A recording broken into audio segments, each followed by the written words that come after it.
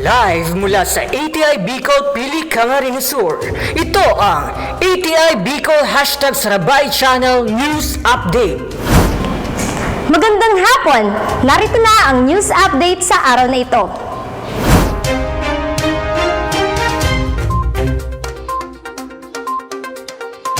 ATI Bicol Sarabay Channel, naabot ang mahigit 80,000 katao sa loob ng isang linggo.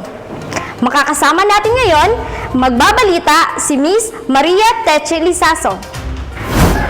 Higit 106,000 katao nakapanood ng test run ng ATI Bicol Sarabay Channel mula Mayo 11 hanggang 15 taong kasalukuyan.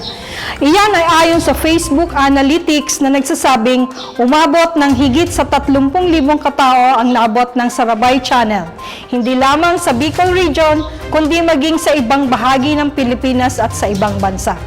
Samantala, ayon kay ATI Bicol Director Elsa A. Parot, naging matagumpay naman ang kauna-unahang pagsasanay gamit ang distance learning at blended approach sa pamamagitan ng Sarabay Channel.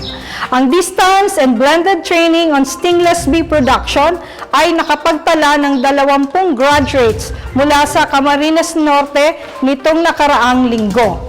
Ang distance and blended training ay inobasyon para maisagawa pa rin ang mandato ng ATI Bicol bilang pangunahing katuwang ng kagawaran ng pagsasaka nasa mga pagsasanay at pagsasagawa ng extension.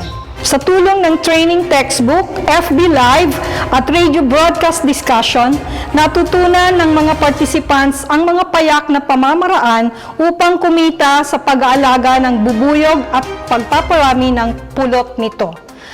Ang pagsasanay na ito ay isang proyekto sa ilalim ng National Livestock Program ng ATI Bicol ngayong taon sa pakikipagtulungan ng tanggapan ng Pambayang Agrikultur ng DAET at tanggapan ng Panlalawigang Veterinaryo ng Camarines Norte.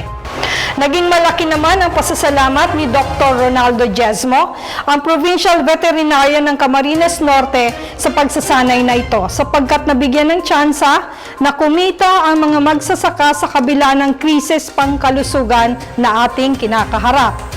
Dahil iniiwasan ang mga face-to-face discussion, hindi tumigil ang ATI Bicol na tumuklas ng iba pang pamamaraan na nagdulot ng maraming pagsasanay sa simula pa lamang ng enhanced community quarantine.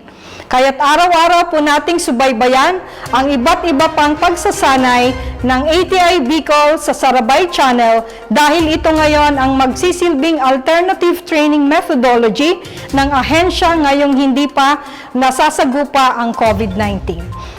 Nag-uulat, Maria Teche Lizaso. Balik sa'yo, Justin. Maraming salamat, Techi. At yan ang news update sa araw na ito. Ako po si Justin Rose C. Cano para sa ATI Bicol #Sarabay Channel News Update.